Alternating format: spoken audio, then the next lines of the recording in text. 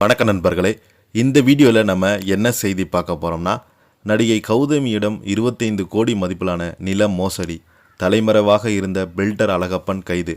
இணையதளத்தில் வைரலாகும் அவருடைய புகைப்படங்களும் சோசியல் மீடியாவில் அதிர்ச்சியை ஏற்படுத்தியிருக்கிறது.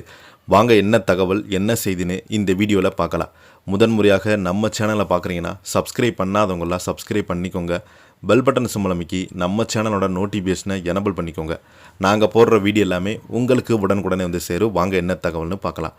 நடிகை கௌதமியிடம் 25 லட்சம் மதிப்பிலான நிலங்களை மோசடி செய்த வழக்கில் கேரளாவுக்கு தப்பிச் சென்று தலைமறைவாகி இருந்த முக்கிய குற்றவாளி பில்டர் அழகப்பன் உள்ளிட்டோரை மூவரை சென்னை மத்திய குற்றப்பிரிவு தனிப்படை போலீசார் கைது சிறையில் அடைத்திருக்கிறாங்க.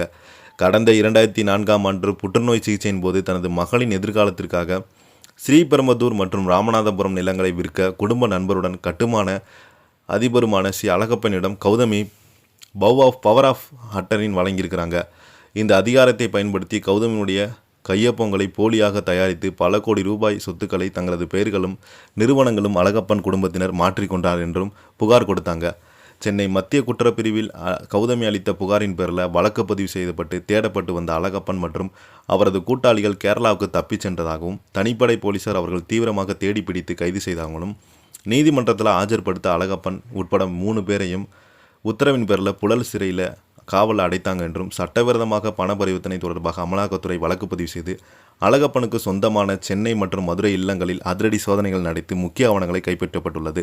இதனால் பார்த்தீங்கன்னா சோசியல் மீடியாவில் அதிர்ச்சியை ஏற்படுத்தியிருக்கிறது. இந்த வீடியோ பற்றி நீங்கள் என்ன கருத்துக்கள் பதிவுறீங்க?